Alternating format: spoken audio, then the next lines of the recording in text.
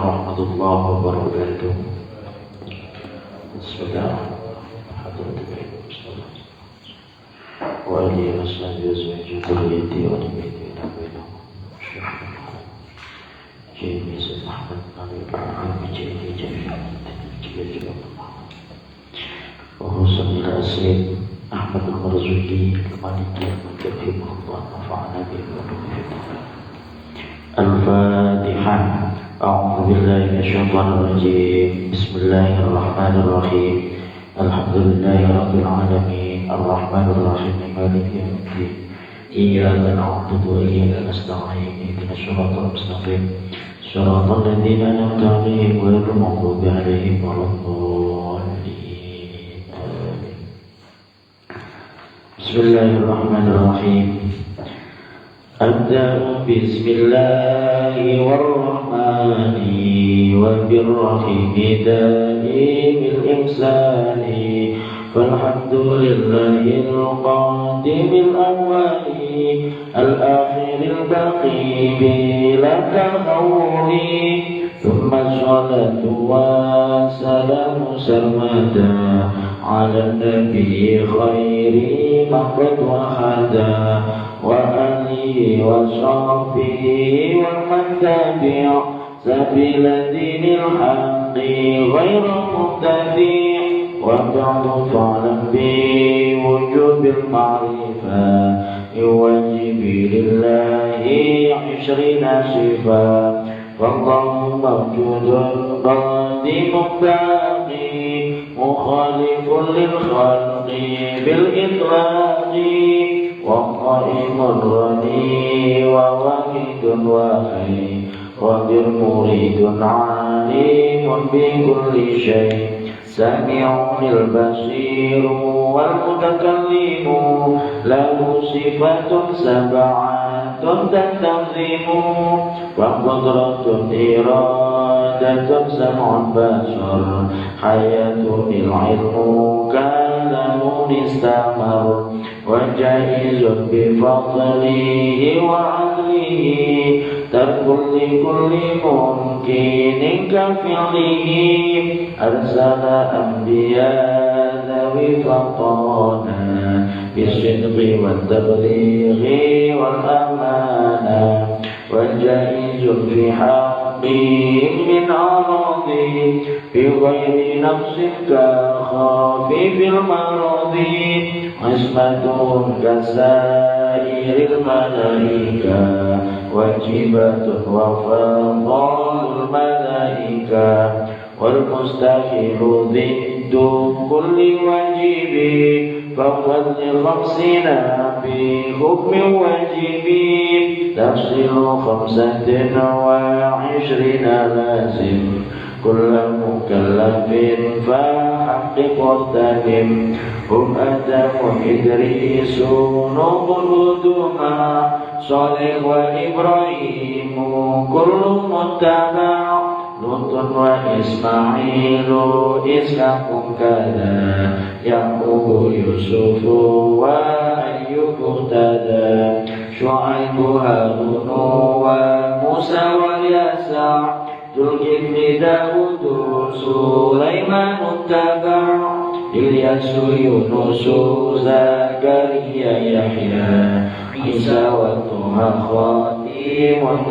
غير عليهم الصلاة والسلام وعليه المجامعات الأيام والملك الذي بلا أبي وأم لا أكل لا شرب ولا نوم لهم تفصيل 10 منهم جبريل ميكال إسرافيل عزرائيل منكر نقير ورقيب وكذا مالك ورضوان ابتدى 4 من كتب تفصيلها توراة موسى بالهدى تنزيلها زبور داود وإنجيل على عيسى وقربان على خير الملا وصحف الخليل والكريم فيها كلام الحكام العليم وكل ما أتى به الرسول فحق التسليم والقبول إيماننا بيوم الآخر وجب وكل ما كان فيه من العجب خاتمة في ذكر باقي الواجب مما على مكلف من واجب نبينا محمد قد أرسل للعالمين رحمة وفضلا أبو عبد الله عبد المطلب وهاشم عبد مناف ينتسب وأمه أمينة الزهرية أرضعت حليمة السعدية مولده بمكة الأمينة وفاته بطيبة المدينة أتم قبل وفي 40 وعمره قد جاوز 60 و7 أولاده فمنهم 3 من الذكور تفهم قاسم وعبد الله وطيب وطاهر بذين لا يلقب آتاه إبراهيم من سوريا فأمه مارية القبطية وغير إبراهيم من خديجة هم 6 فخذ بهم وليجة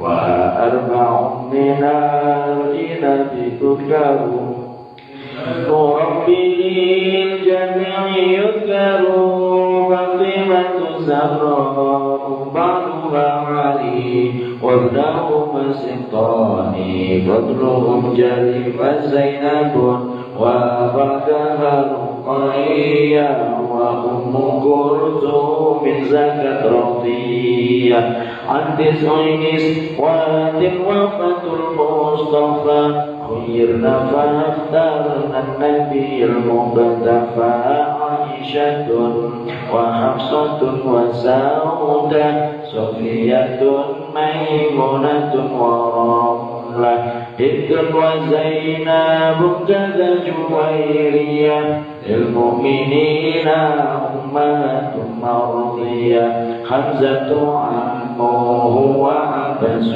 كذا عمته صافية تهتدى وقبل هجرة النبي الإسراء من مكة الليل لقدس يدرى وبعد إسراء عرج للسماء حتى رأى النبي ربا كلما من غير كيف وانحصار وافترى عليه 5 بعد 50 فرضا وبلغ الأمة بالإسراء وفرض 5 بلا اضطراء قد فاز صديق بتصديق له وبالعروج صدق وفأهله وهذه عقيدة مختصرة وللعوام سهلة ميسرة نزل تلك أحمد المرزوق من ينتمي لصدق المصدوق والحمد لله وصلى سلم على النبي خير من قد علم والآل والصحب وكل مرشد وكل من بخير هدي يقتدي وأسأل الكريم إخلاص العمل ونفع كل بها قد اشتغل أبيضها ميز بعد الجمل تاريخها لخير الغر الجمل سميتها عقيدة العوام wajibi fi dini bitamami.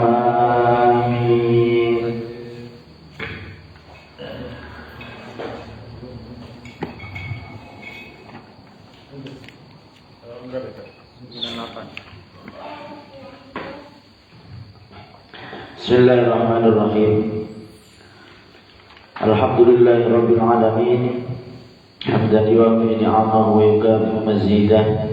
Ya Rabbana lakal hamdu kama yanbaghi li jalali wajhikal karim wa 'azimi sultanik. Subhanaka Allahumma la nuhsi thana'an 'alaika anta kama athnayta 'ala nafsik. Allahumma salli ala sayyidina Muhammad al-Fatih lima ughliq wal khatim lima sabaq nasiril haqqi bil haqq wal hadi ila siratikal mustaqim wa sallallahu alaihi wa alihi haqqa qadrihi wa miqdarihi azim.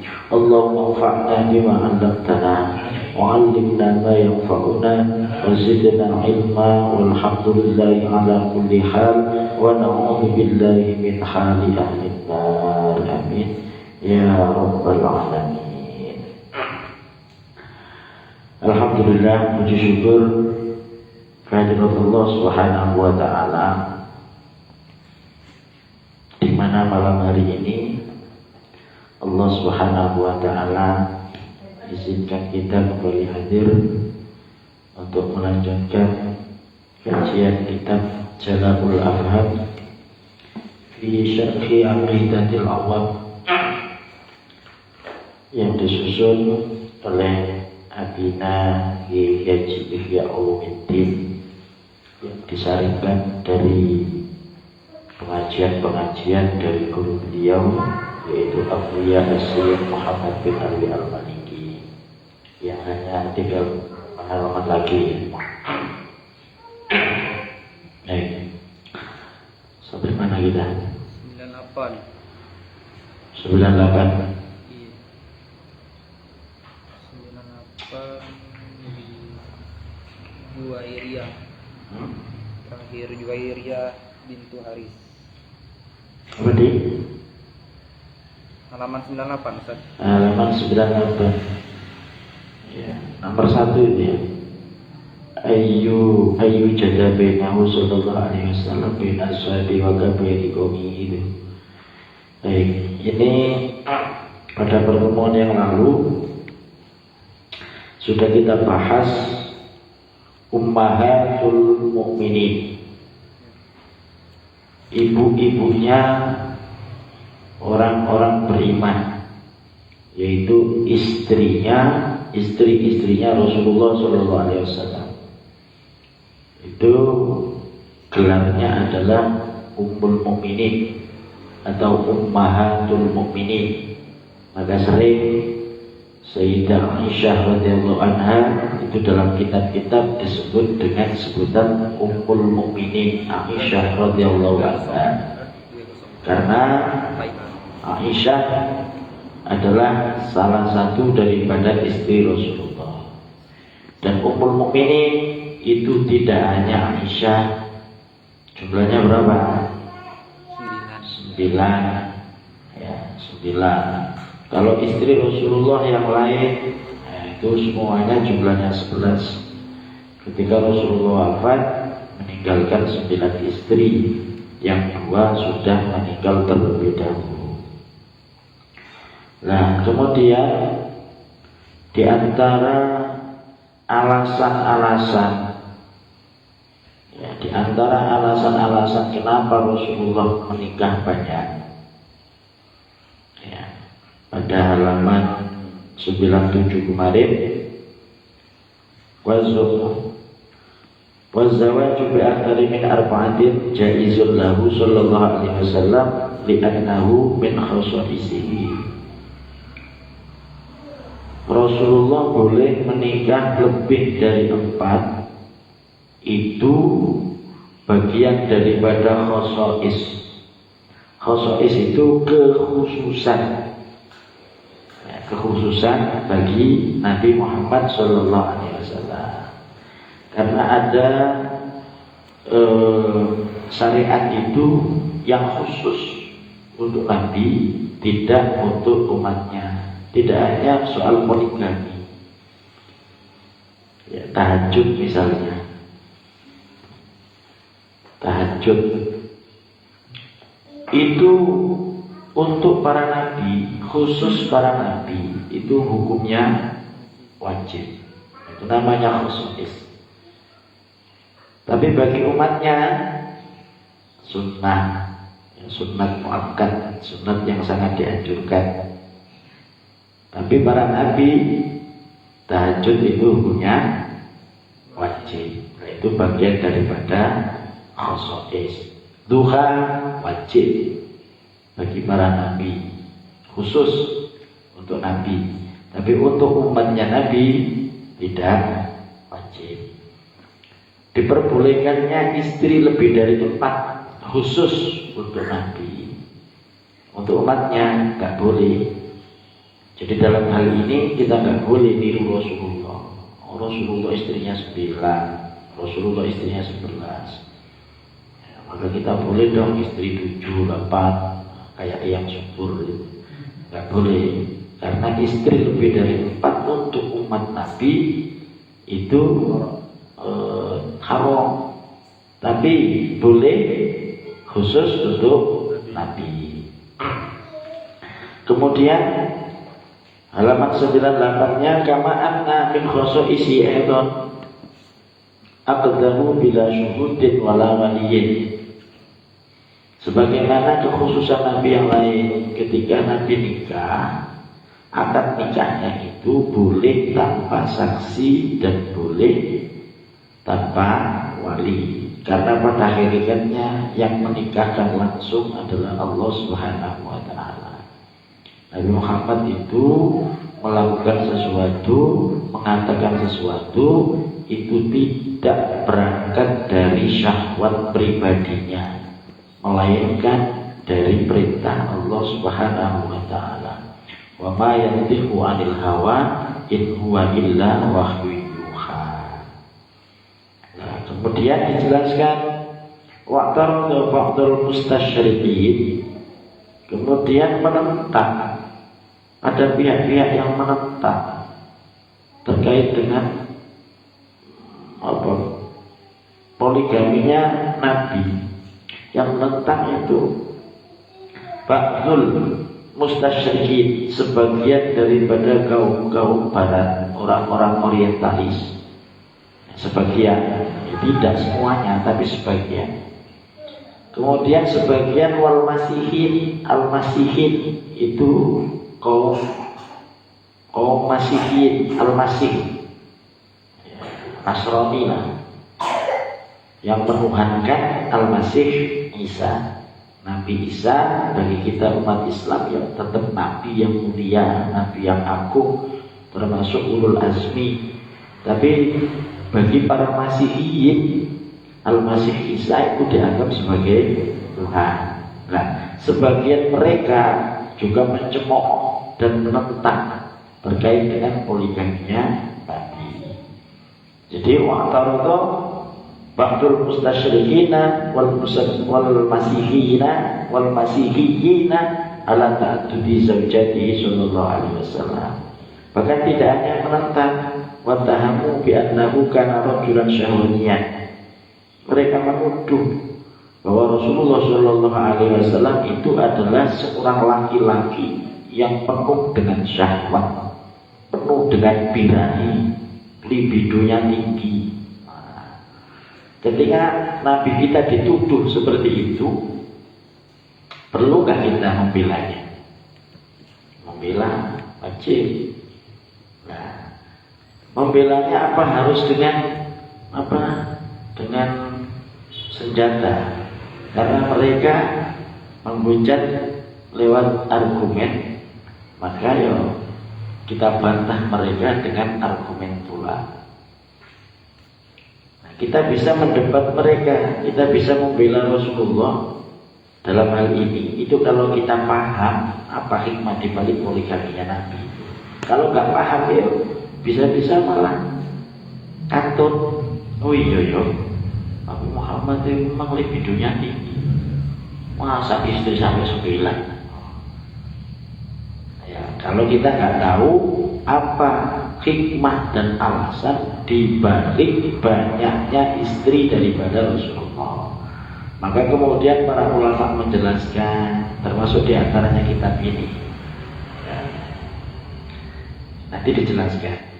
Wa hasya lillahi an yakuna kadzalik, wa hasya lillah, maha suci Allah an yakuna kadzalik. Maha suci bagi Allah dari hal yang demikian itu. Ya mana mungkin Allah Subhanahu wa taala menurunkan seorang nabi sebagai qudwah, sebagai alat peraga hukum yang datang dari Allah Subhanahu wa taala, sebagai penjelas syariat yang datang dari Allah, kok diutus melalui orang yang dipenuhi dengan syahwat, dipenuhi dengan syahwat kepada perempuan.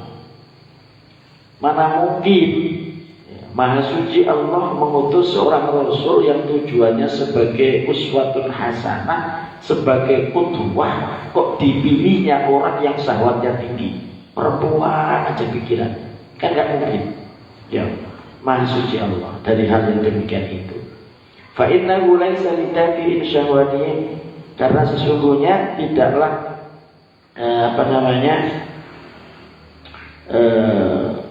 nikah banyaknya Rasulullah itu motifnya karena syahwat, tidak. Bal li hukmin wa aghradin, akan tetapi ada hikmah wa aghradin dan tujuan yang jelas. Nah, maka ini perlu kita pelajari, apa hikmahnya, apa tujuannya Rasulullah Shallallahu Alaihi Wasallam menikah lebih dari 4. Sehingga apa? Ketika ada orang mencaci Nabi, kita bisa membela Nabi dengan argumen yang benar dan jelas, tidak serampangan. Minha, di antara argumennya, di antara alasannya, satu, perhatikan baik-baik. Ayyujada bainahu sallallahu alaihi wasallam, ada bainahu wa baina ashabihi, antara Nabi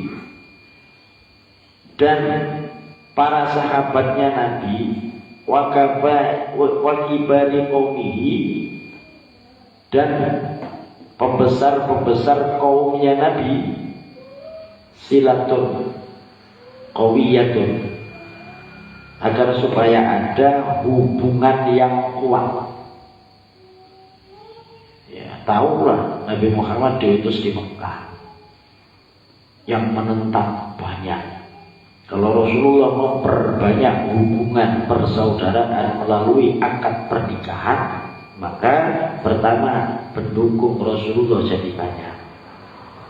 Paham ya? Nah, itu pertama, namanya masuk dalam strategi dakwah.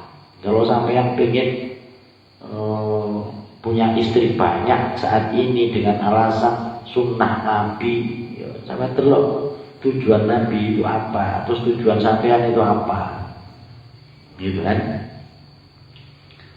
Jadi silatun qawiyatun biwasitotil musaharati, dengan lantaran al-musahar. Musahar itu artinya mertua.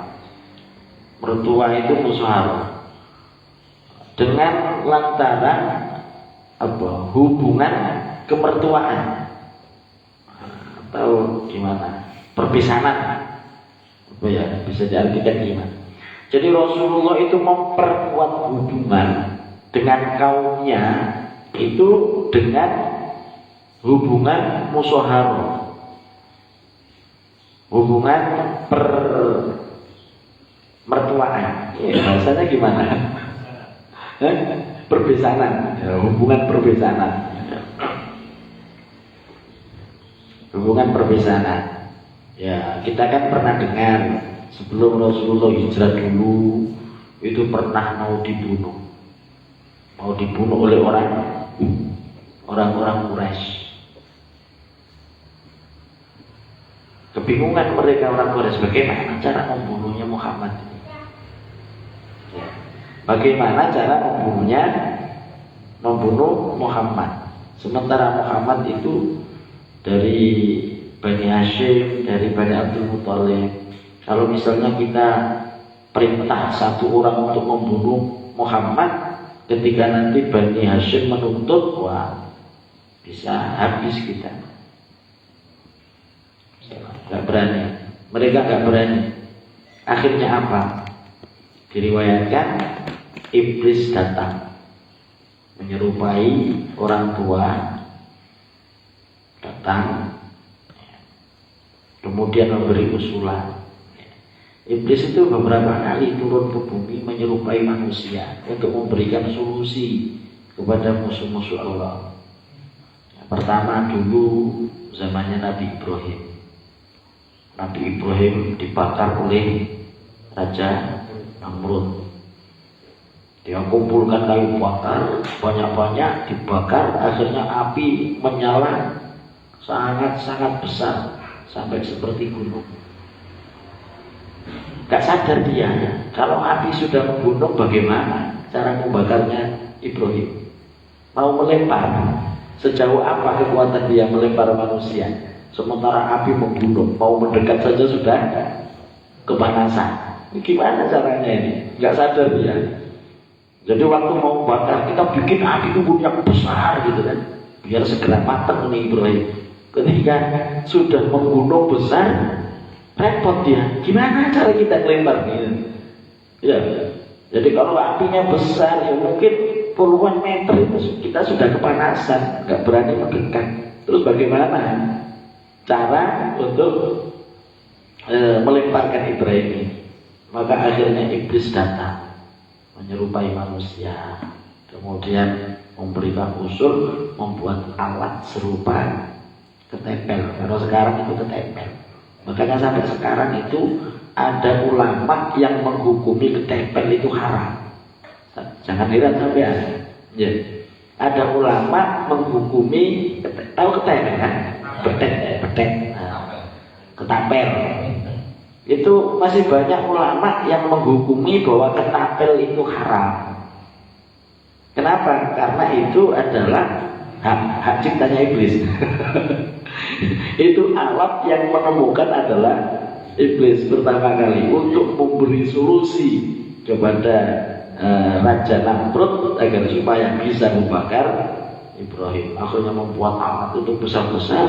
Akhirnya dari jauh Nabi Ibrahim dijadikan umpannya kan, dilempar pakai ketempel, langsung masuk ke dalam api.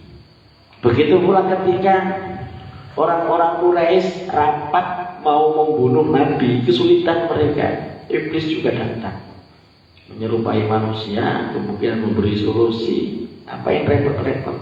Ambil satu pemuda dari setiap suku, ambil yang kuat-kuat. Dari suku Berok ambil satu yang kuat. Siapa kuat? Yang masih muda. Wah, Iin ambil. Nah, Simpang Perang Adi. Kemudian Kubat KKP ketuaan. Yang muda-muda. Jadi semua suku diambil. Nah, nanti bunuh rame-rame. Berangkat semua. Nah, ketika yang membunuh itu semua suku terlibat, maka orang Bani Hashim tidak bisa menuntut balas. Bagaimana akan memerangi seluruh kampung? Gak mungkin. Itu iblis. Nah, begitu luar biasanya permusuhan yang dihembuskan oleh orang-orang Quraisy waktu itu kepada Nabi kita Nabi Muhammad SAW. Maka salah satu cara agar supaya dakwah Nabi tetap kuat, banyak dukungan, salah satunya adalah menjalin ikatan dengan para tokoh-tokoh Quraisy. Caranya seperti apa? Menjalin bisnis. Bisnis apa waktu itu? Hubungan apa? Yang paling tepat ya hubungan musyawarah, perpisahan, mertuaan. Makanya Rasulullah menikah dengan orang Berok, mereka dengan akhirnya apa? Banyak tokoh-tokoh itu akhirnya mendukung Nabi Muhammad. Setidaknya tidak menyakiti Nabi. Itu yang pertama. Ya. Jadi motifnya itu bukan untuk nafsu, bukan untuk melampiaskan nafsu birahi seperti tuduhan al-mustasyrikin wal masihiyin. Jadi silatun qawiyatun biwasitatil musyaharah hatta yashhadu alaihi, sehingga gampang alaihi atas Nabi. Yashhadu gampang atau mudah. Alaihi atas Nabi ittisaluhum fi qadaya mukhtalifatin, dalam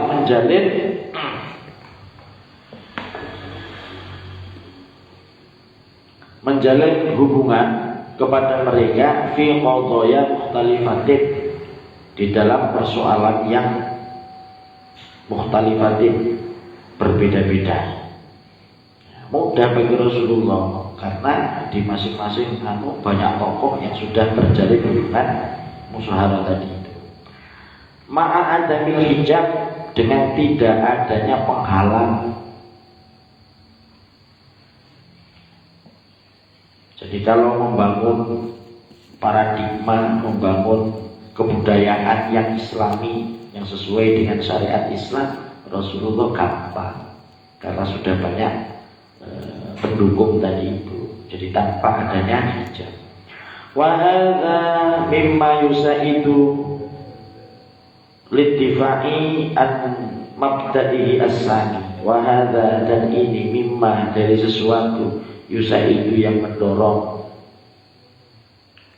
liddifa'i an mabda'ihi, untuk pembelaan dari mabda itu prinsip-prinsip asami yang mulia. Wa nasri dakwatil islamiyah, dan untuk menyebarkan dakwah Islam. Jadi intinya pertama, Rasulullah menikah lebih dari 4 itu tujuannya adalah untuk mempermudah hubungan, memperkuat dakwah, kemudian untuk mendorong pembelaan dalam menegakkan prinsip-prinsip yang mulia. Mabda itu prinsip, mabda prinsip-prinsip yang agung yang datang dari Allah Subhanahu wa taala. Kemudian untuk mendukung nasr dakwah al-islamiyah, agar supaya dakwah Islam ini berjalan lancar. Kalau ada dukungan-dukungan. Nah, dukungan yang paling erat itu adalah dukungan yang dijalin biwasitatil musyawarah, dengan hubungan perpisahan atau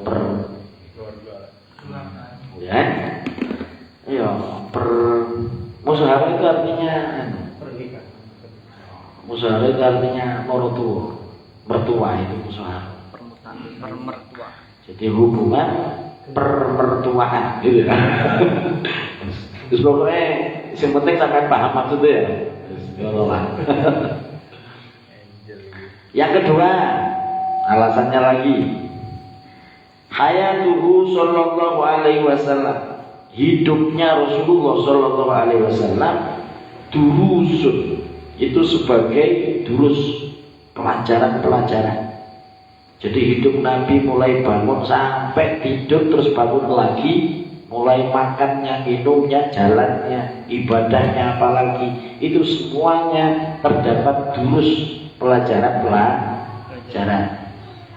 Karena Rasulullah datang adalah untuk memberi pelajaran, memberi bimbingan kepada umat bagaimana hubungan antara manusia dengan Allah Subhanahu wa taala.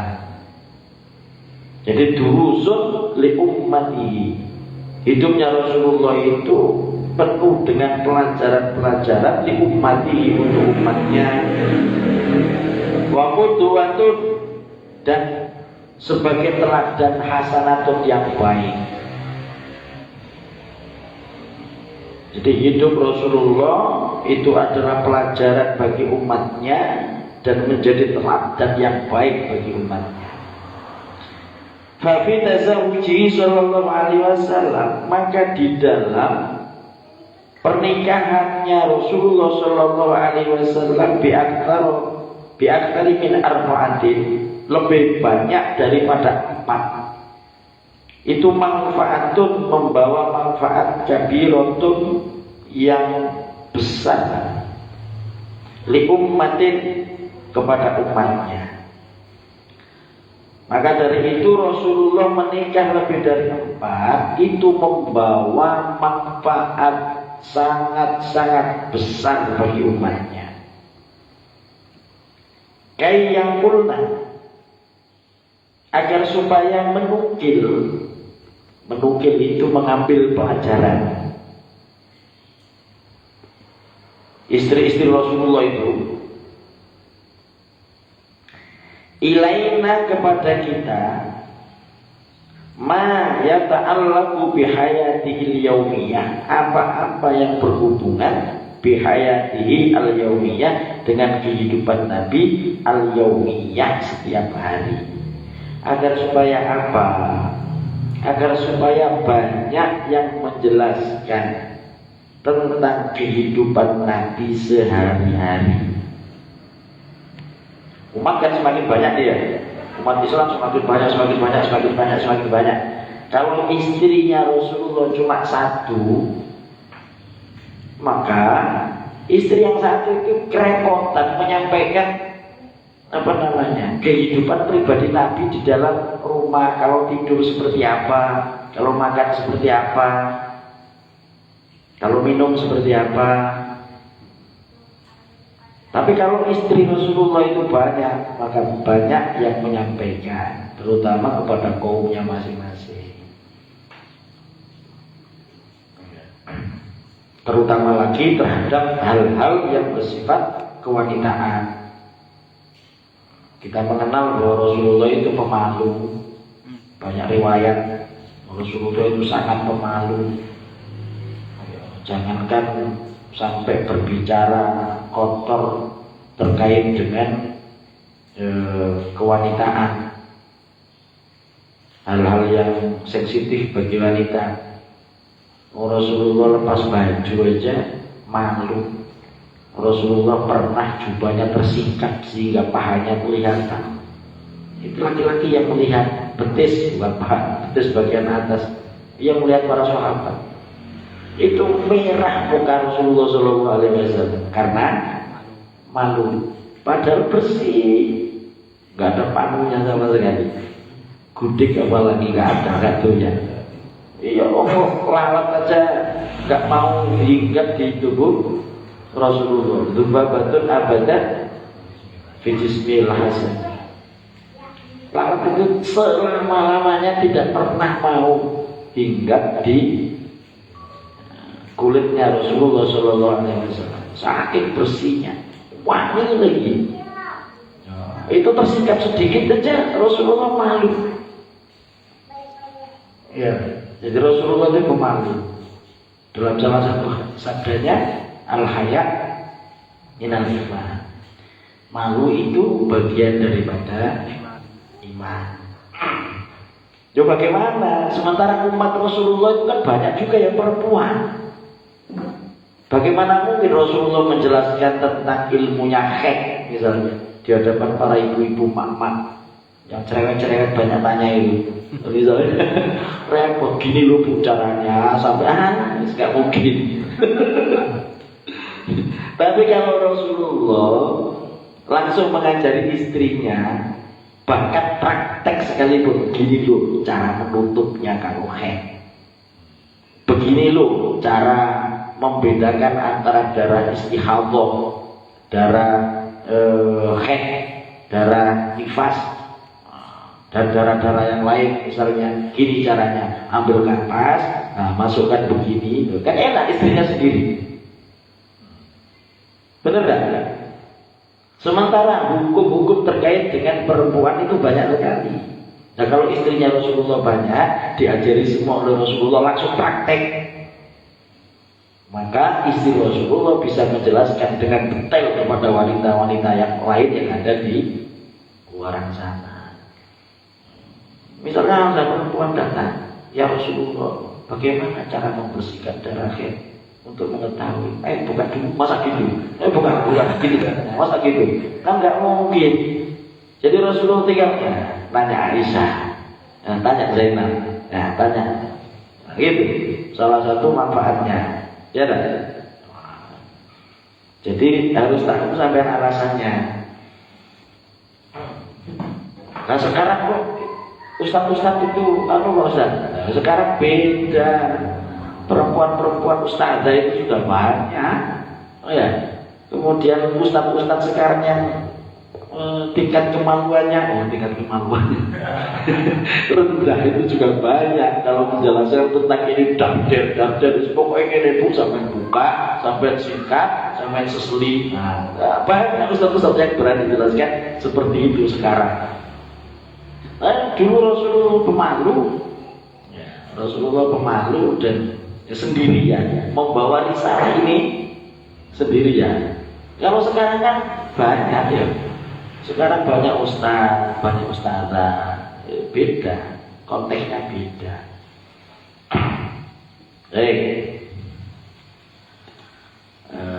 Jadi dengan menikah istri lebih dari 4 agar supaya banyak yang menyampaikan tentang kehidupan sehari-hari Rasulullah.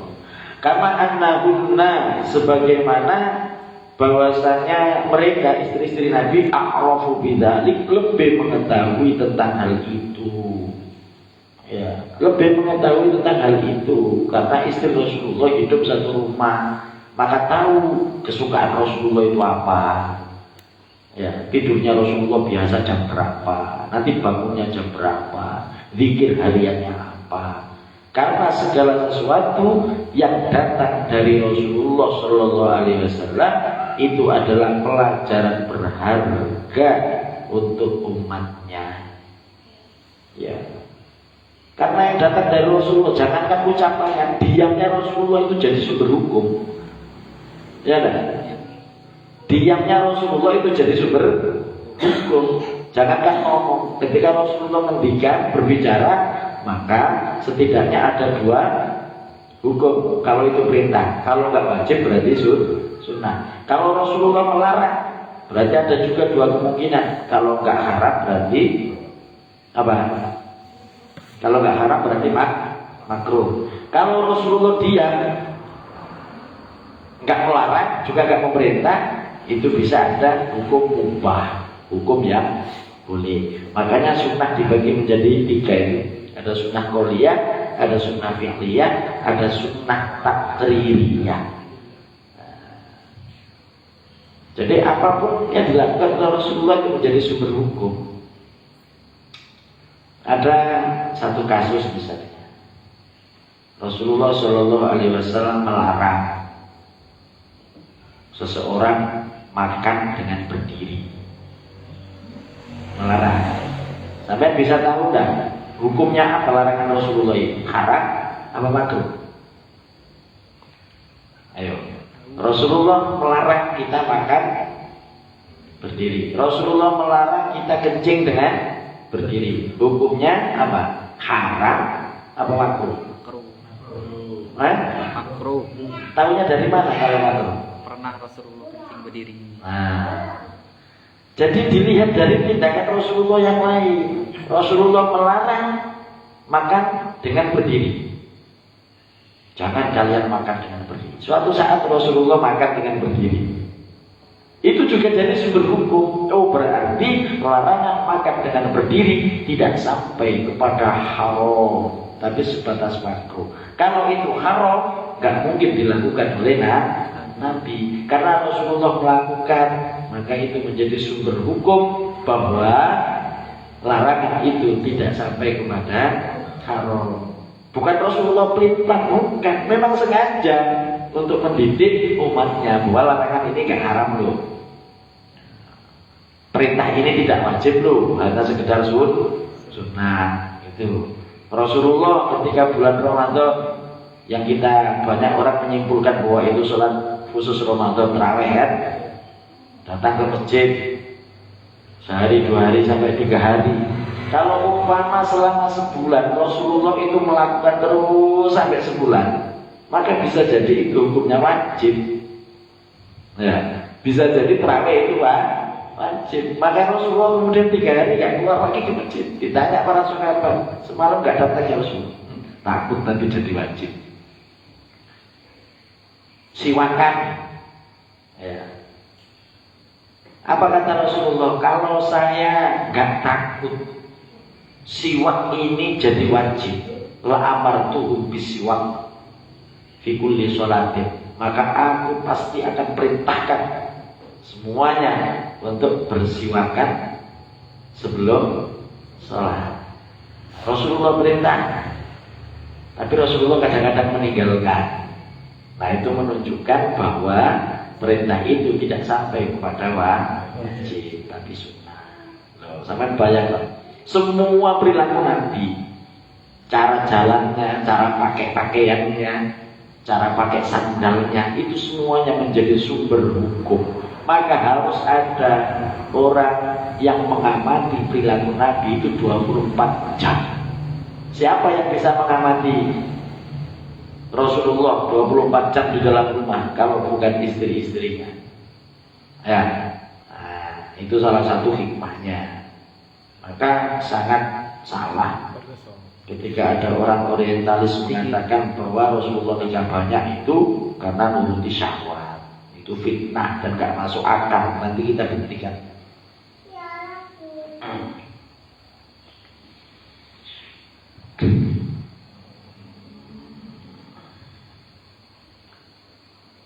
Jadi kama annahunna a'rafu bidzalik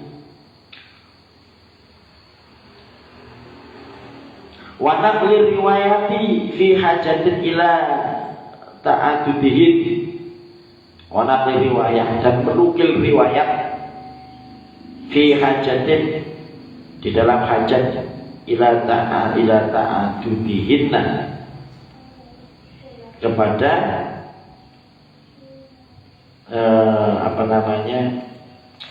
bilangan-bilangan istri-istri Rasulullah. Banyak yang meriwayatkan hadis. Maka berapa banyak kemudian riwayat-riwayat hadis cara hidup Rasulullah sehari semalam itu yang diriwayatkan oleh istri-istri Rasulullah sallallahu alaihi wasallam. Bahkan min haditsin jaa ilaina, maka berapa banyak min hadisin dari hadis jaa yang datang ilaina kepada kita min gunna dari mereka para istri Rasulullah. Wa bidzalika, dan sebab itu na'rifu kita tahu ahkaman beberapa hukum tata'allaqu bihayatihi yang berhubungan dengan kehidupan Rasulullah sallallahu alaihi wasallam.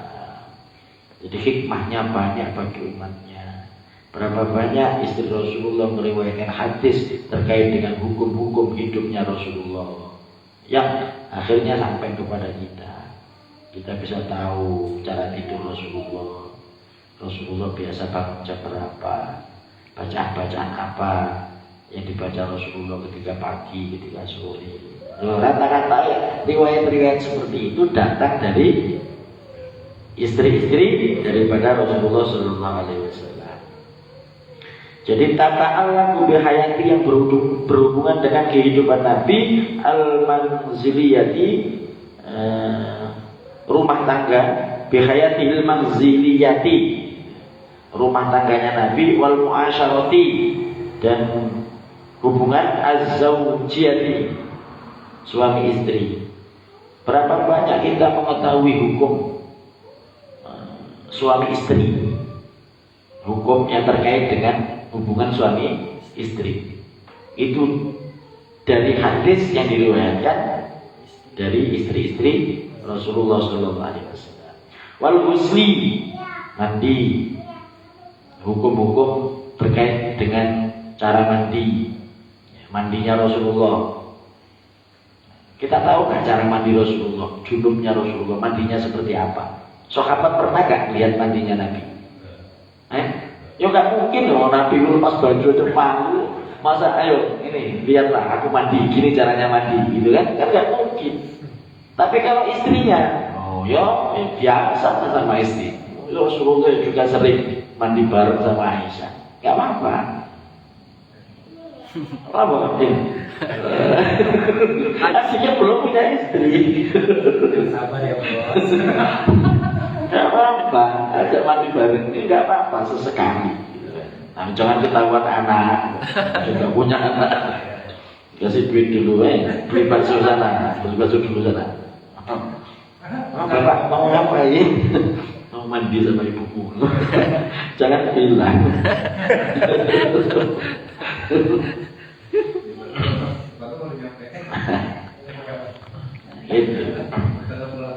Keceker dia. Wal haidhi, ilmu-ilmu terkait dengan perhaitan. Haid, menstruasi. Tidak mungkin dari sahabat-sahabat yang laki-laki. Dari sahabiah perempuan, ya repot. Rasulullah malu kalau menjelaskan itu kepada perempuan yang bukan mahramnya, bukan istrinya. Maka riwayat-riwayat itu kita dapatkan dari istri-istri Rasulullah. Warnifasi dan nifas itu kan ada hukumnya. Darah haid itu disebut darah haid itu seperti apa, nifas itu seperti apa. Ini bapak-bapak juga harus paham ini. Yang seperti ini.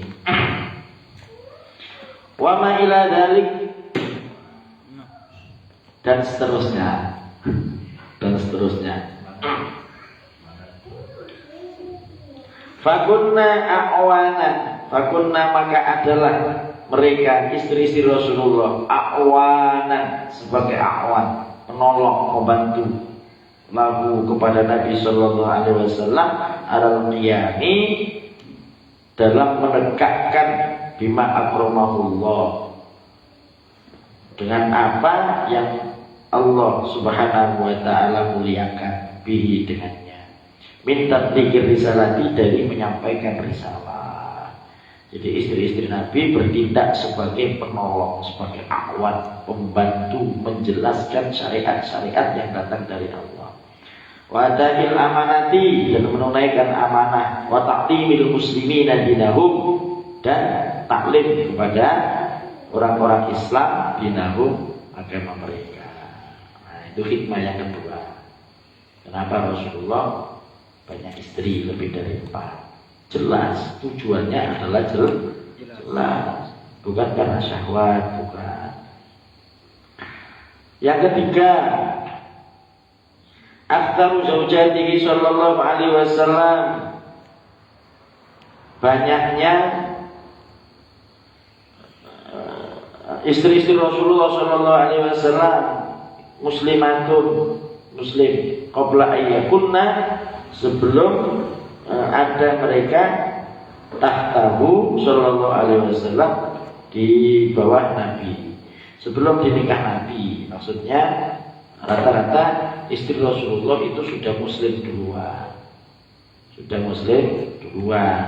setidaknya mereka sudah banyak tahu tentang hukum-hukum terkait dengan Islam.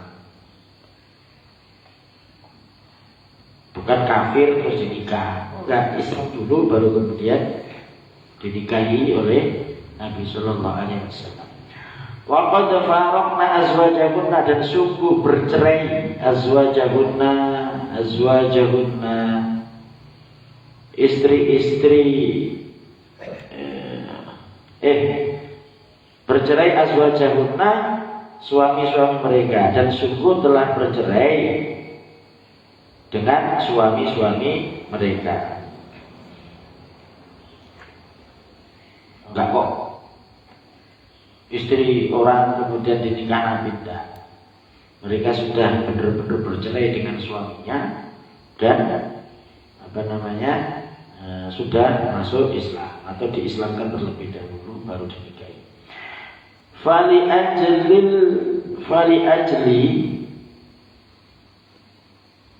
itu tasdid ya, di atas lam alif dia. Allah.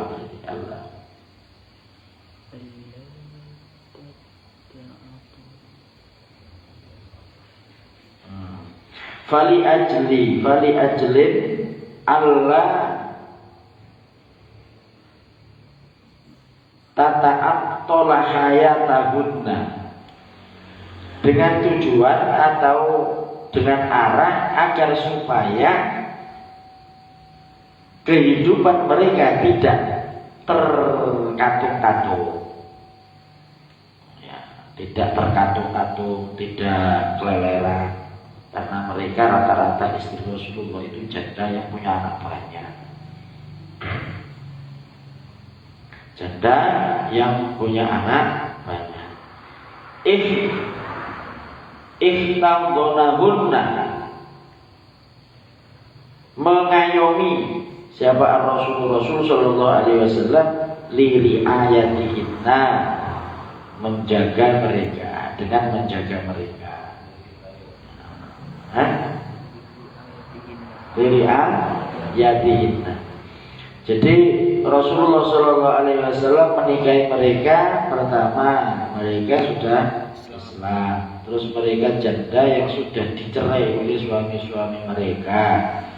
Maka Rasulullah menikahi mereka itu dalam rangka dengan tujuan untuk menyelamatkan kehidupan mereka agar supaya tidak terkatung-katung. Janda punya anak banyak, masih kecil-kecil. Itu hikmah yang ketiga. Wahal minal mungkini ayyuqal, wahal dan adakah minal mungkini, ada kemungkinan ayyuqal, ya, minal mungkini dari kemungkinan ayyuqala, jika dikatakan innahu sallallahu alaihi wasallam, bahwasanya Rasulullah sallallahu alaihi wasallam rajulun syahwatiyun, adalah seorang laki-laki yang penuh dengan syahwat. Apakah mungkin dikatakan kalau Rasulullah Shallallahu Alaihi Wasallam itu seorang laki-laki yang penuh dengan syahwat, kehidupannya hanya dipenuhi dengan birahi kewanitaan saja, terkait dengan wanita saja? Apa mungkin? Nah, maka kita jawab. Wa qad kana, dan sungguh ada fi badi amrihi, pada awal perkaranya Rasulullah, pada awal pernikahan Rasulullah, tazawwaja Khadijah radhiyallahu anha, Rasulullah menikahi Khadijah radhiyallahu anha, allati umruha, yang umur Khadijah saat itu arba'una sanah, 40 tahun. Apakah mungkin kalau Rasulullah itu hanya sekedar menuruti syahwat birahinya saja, sementara Rasulullah menikahi Khadijah, waktu itu Khadijah umur 40 tahun, Rasulullah umur 25 tahun. Rasulullah itu ganteng, nggak kayak kita. Oh, ganteng, keringetnya wangi, ya. Nggak ada wanita yang nggak tertarik.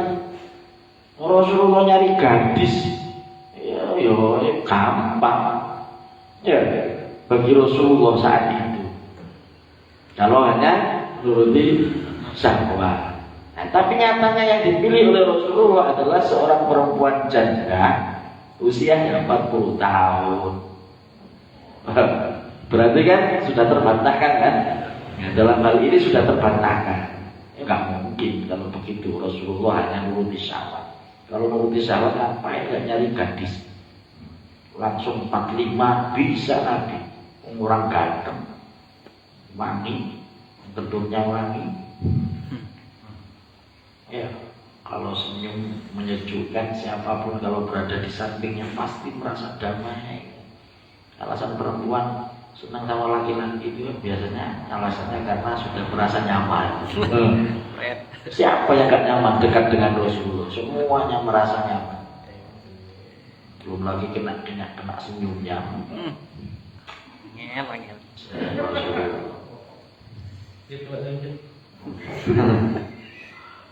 Orang buta diludahi langsung bisa melek.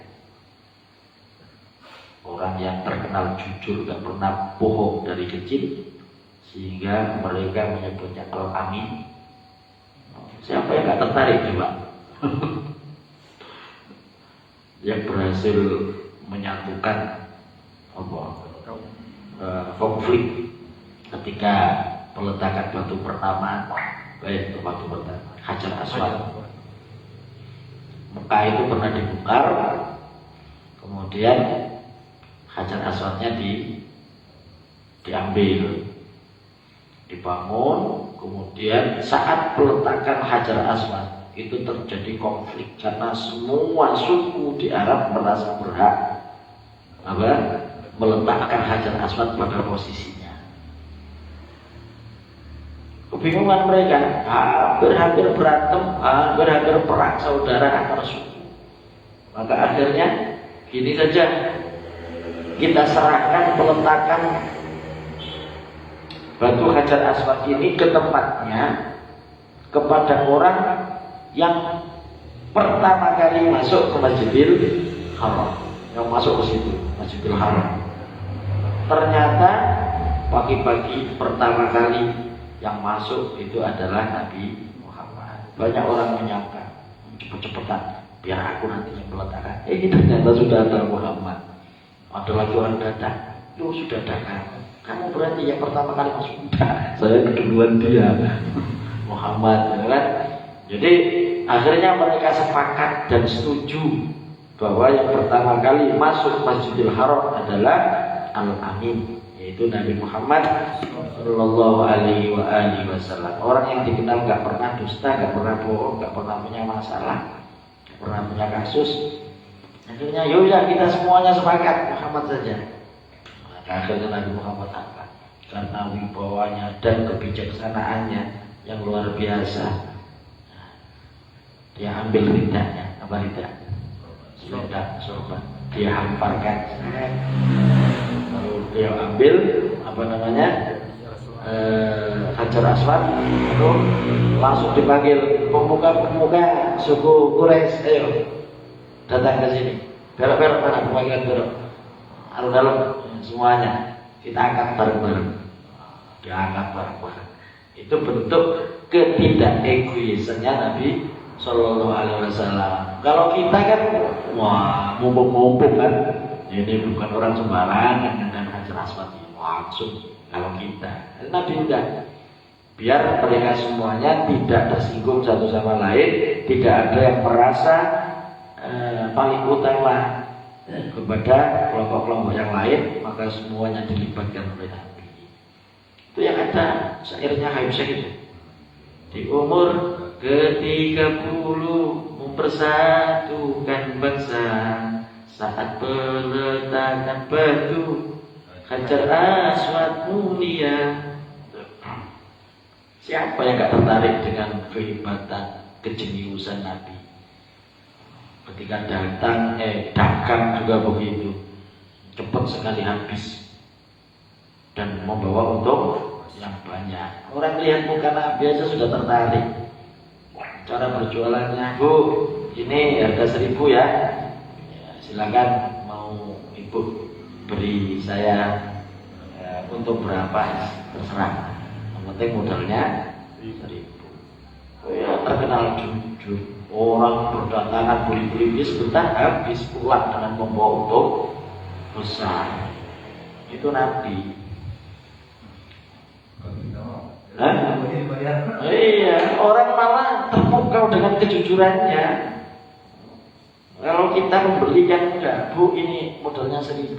Walah, enggak pernah soal masih ditawar. Iya, ditawar. Ya karena banyaknya pedagang-pedagang juga yang tidak jujur. Ya, modalnya 500 bilang 1.000. Ini baru modalnya saja, Bu. Baru modalnya saja. Tapi Rasulullah enggak, karena sudah diketahui jujurnya, itu sudah terkenal. Maka kalau menuruti syahwat, ya, nyari wanita mana saja Rasulullah bisa. Yang gadis-gadis yang cantik-cantik, anak raja kayak anak. Bahkan masyhur ada cerita orang-orang Quraisy, Abu Jahal, Abu Lahab pernah datang kepada Nabi Muhammad untuk menawarkan perempuan-perempuan agar supaya Rasulullah berhenti dalam berdakwah. Harus mau apa kamu Muhammad? Kalau mau dunia, mau harta benda, kami akan kumpulkan patungan, akan kami berikan engkau harta yang banyak. Kalau kamu ingin jadi raja, akan kami angkat engkau jadi raja.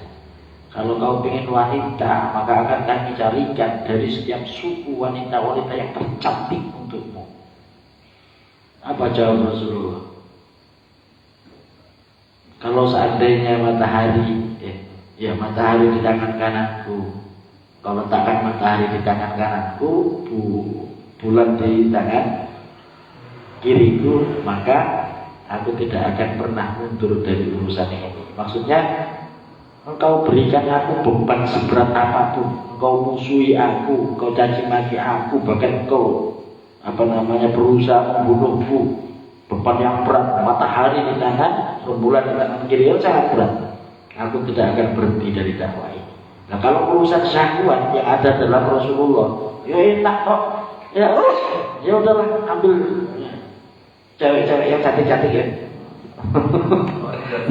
Tapi nyatanya Rasulullah tidak, justru menikahi siapa?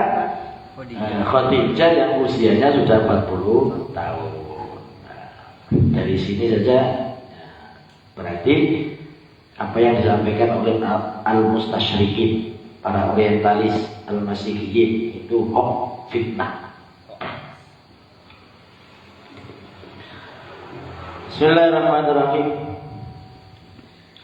Wa ma'adzalika lam yatasawwaj ghairaha ila an tuwfiyat hatta nahaza umruhu sallallahu alaihi wasallam 50 sana. Wa ma'adzalika, dan beserta itu lam yatasawwaj, Rasulullah tidak menikah ghairaha selain Khadijah ila an tuwfiyat, hingga wafat Khadijah, hatta nahaza, hingga mendekati umurnya Nabi Shallallahu Alaihi Wasallam 50 sana, 50 tahun. Yang dinikahi Khadijah umur 40 tahun. Setelah Khadijah Rasulullah tidak menikahi perempuan lain hingga Siti Khadijah wafat, dan waktu itu usia Rasulullah mendekati 50 tahun. Nah, masih mengatakan Rasulullah maniak seks. Dan dalam Rasulullah baru menikah itu ketika Rasulullah usianya mendekati 50 tahun, baru menikahi banyak istri. Itu pun dalam kepentingan dakwah-dakwah yang tadi sudah kita bahas tadi itu. Karena orang Islam makin banyak, pemeluk Islam itu makin banyak.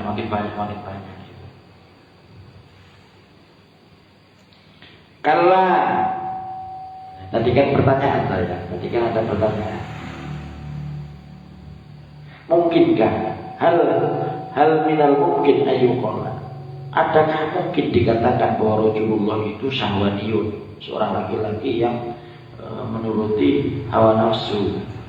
Sementara Rasulullah menikah Khadijah umur 40 tahun, menikahi Khadijah dan tidak menikah lagi sampai Khadijah wafat, dan umur Rasulullah sudah mendekati 50 tahun. Kalla, sama sekali tidak mungkin kalau Rasulullah itu laki-laki yang maniak seks, rajulun syahwaniyun. Kan mungkin. Dengan alasan itu maka tuduhan mereka terbantahkan.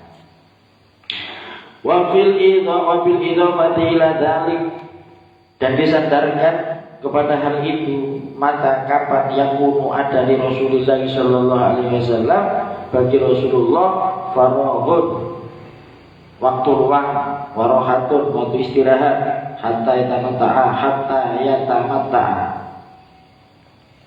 hingga Rasulullah bisa bersenang-senang, bisa menjadihi kepada istrinya, kepada istri-istrinya.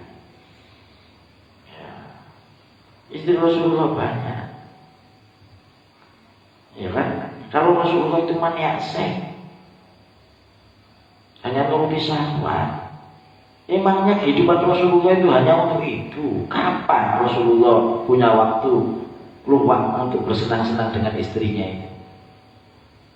Nah, Rasulullah kan orang manusia yang super sibuk ngurusi masyarakat, ya harus ajar. Kadang-kadang ngurus perang dan lain sebagainya, urusannya banyak. Belum lagi kalau malam wajib 11 rakaat. Pagi ya wajib duha, jamaah gak pernah ketinggalan, selalu mengimami sholat. Kalau urusannya hanya sekedar birahi, kapan Rasulullah melakukan itu? Ya, maksudnya gitu. Ya gak mungkin hanya urusan itu, karena memang bukan urusan itu, bukan urusan syahwat Rasulullah menikah banyak itu. Kalau Rasulullah nganggur aja di rumah terus gak kemana-mana, nah, itu bisa jadi orang beranggapan memang mania seks, istrinya banyak, di rumah aja kan pernah ngapa-ngapain. Berarti kan urusan seks aja terus setiap hari karena gak pernah kemana-mana. Tapi faktanya Rasulullah aktivitasnya full 24 jam. Berarti Rasulullah bukan mania seks. Bahkan tapi karena adalah Rasulullah SAW fi jihadin, dalam jihad mustamirin yang terus menerus. Rasulullah itu jihad terus menerus. Jihad mengajar, berdakwah itu juga jihad terus menerus, tiada hentinya. Fi nasri dakwah, di dalam menebarkan dakwah. Wa mukafahatil a'dai, dan melawan beberapa musuh. Rasulullah jihad terus menerus, Rasulullah dakwah terus menerus, dan Rasulullah berperang. Ya. Rasulullah berperang 74 kali kalau dalam apa itu? Khulasah Nurul Yakin. Baik Ghazawah maupun Sariyah. Ghazawah itu perang yang langsung dipimpin oleh Nabi, itu bahasanya Ghazawah, artinya perang. Tapi kalau bahasanya Sariyah, itu perang yang dilakukan oleh umat Islam, tapi Rasulullah tidak ikut dalam perang. Rasulullah yang mengutus Sariyah. Kalau Ghazawah itu berarti Rasulullah langsung ikut berperang. Selama 10 tahun ada gak peperangan ketika Rasulullah masih di Mekah? Tidak ada kan? Tidak ada peperangan. Rasulullah di Mekah berapa tahun? 13 tahun. Di Madinah 10 tahun baru ada peperangan. Selama di Madinah 74 kali peperangan selama 10 tahun. Berarti setahunnya berapa kali? Kalau dihitung rata-rata. Hampir 4. Oh, begitu sibuknya Rasulullah SAW menghadapi musuh yang menyerang dari kanan kiri. Harus menghadap, ada perang Badar, ada perang Uhud, ada perang Khandaq, perang Ahzab, perang semua macam-macam. Sampai 74 kali. Sibuknya begitu. Jadi bukan karena syahwat, sama sekali bukan karena syahwat. Jadi alasan yang tepat dan memang tepat ya karena dakwah. Rasulullah memperbanyak istri itu karena tujuan dakwah, bukan yang lain. Wa kana ma'adzalika, dan adalah bersamaan dengan hal itu ya ta'abbadi. Rasulullah itu ahli ibadah. Selain jihad terus menerus, dakwah terus menerus, melawan musuh terus menerus, wa kana ma'adzalika yata'abbad, adalah Rasulullah itu juga ahli ibadah. Ana al-laili, pada waktu malamnya, wa atrafan nahar, dan juga pada waktu siang. Siang malam Rasulullah itu ahli ibadah. Walam yusiru, dan tidaklah menyibukkan kathratu zaujatihi, banyaknya istri Rasulullah SAW, ibadati Rabbihi, dari ibadah kepada Tuhannya. Walaupun banyak istri, maka banyak istri itu tidak menjadi penghalang bagi kesibukan ibadah Rasulullah kepada Allah Subhanahu wa Ta'ala. wal qiyami dan melaksanakan biwajibat risalah dengan kewajiban-kewajiban risalah. Rasulullah tetap berdakwah ya, walaupun istri banyak.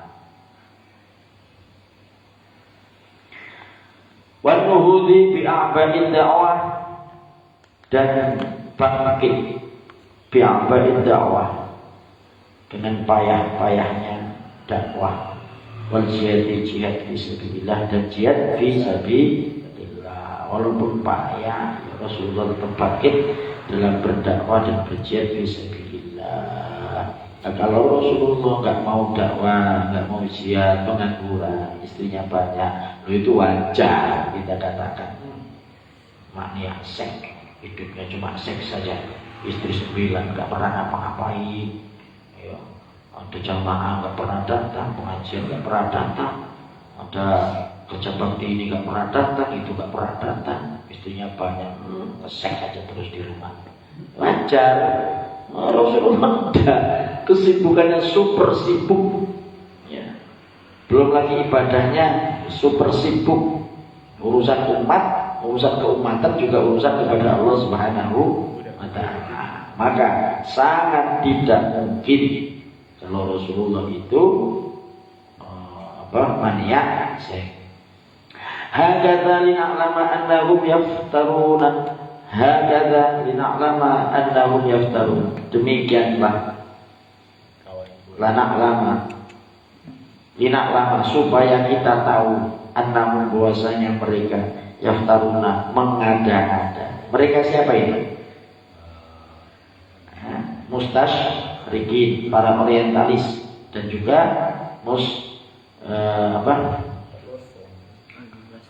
Masihiyin.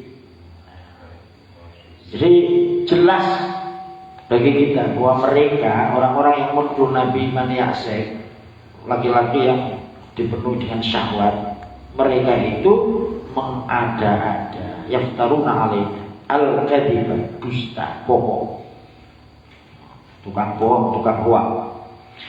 Walaysa dzalika, dan tidaklah yang demikian itu fi hadzal majalli,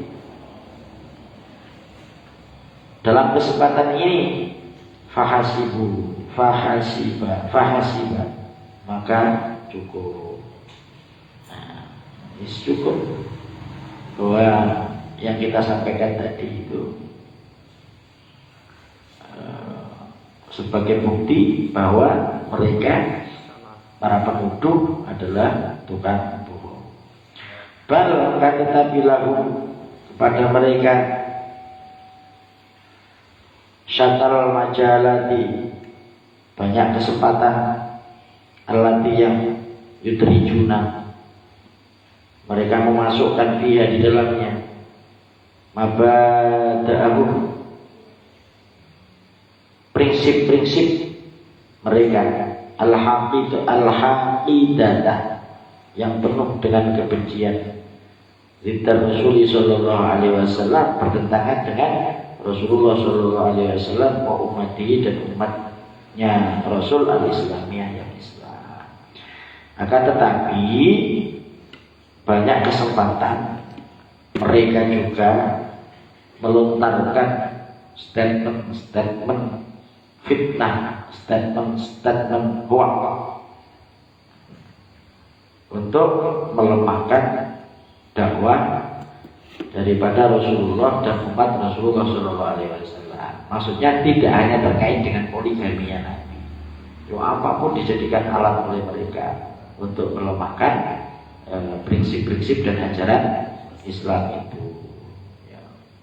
Makanya benar sabda Rasulullah. Tapi ingat loh ya, bahasa di sini tadi waqtaradha ba'dul mustasyrikin, sebagian. Jangan kemudian diputus semuanya. Sebagian kaum orientalis, orang-orang barat, sebagian para Masih, berarti orang-orang Nasrani, tidak semuanya, sebagian. Kalau sampai semuanya ya bahaya. Karena orang Yahudi pun itu tidak semuanya. Tapi juga tidak bisa dipungkiri bahwa sebagian mereka banyak yang benci terhadap Islam. Ini tercermin dalam firman Allah, walan tardo angkal yahudu walan nasoro hatta tattabi'a millatahum. Ya, walan tardo, dan tidaklah mereka itu siapa? Yahudi dan Nasrani. Maksudnya sebagian dari mereka. Hatta tattabi'a millatahum, sehingga kita semuanya mengikuti milah dan ajaran mereka. Nah, itu. Wallahu a'lam. Al-Fatihah. A'udzu billahi minasyaitonir rajim. Bismillahirrahmanirrahim. Alhamdulillahi rabbil alamin. Arrahmanir rahim. Maliki yaumiddin. Iyyaka na'budu wa iyyaka nasta'in. Ihdinas siratal mustaqim. Shiratal ladzina an'amta 'alaihim ghairil maghdubi 'alaihim waladdallin. مولاي صل وسلم دائما أبدا على حبيبك خير الخلق كلهم الحبيب الذي ترجى شفاعته لكل يوم من الأهوال مقدمه يا ربي بالمصطفى بلغ مقاصدنا واغفر لنا من مضى يا واسع الكرم يا ربنا اعترفنا بأننا وأننا أشرفنا على الأرض أشرفنا فتب علينا توبة تغفر لكل هوى واستر لنا العورة وأمين الروعة واغفر لوالدينا ربي ومولودينا والآل والإخوان وسائر الخلان وكل ذي محبة أو جيرة أو صحبة والمسلمين أجمع آمين ربي أسمع فضلا وجودا من نال باكتساب منا بالمصطفى الرسول نصى بكل سور صلى وسلم ربي عليه عبد الحمد وآله وصحبه عدد قاسسه والحمد لله في البدء والثناء والحمد لله في البدء والثناء سبحانك اللهم وبحمدك أشهد أن لا إله إلا أنت أستغفرك وأتوب إليك. السلام عليكم ورحمة الله وبركاته.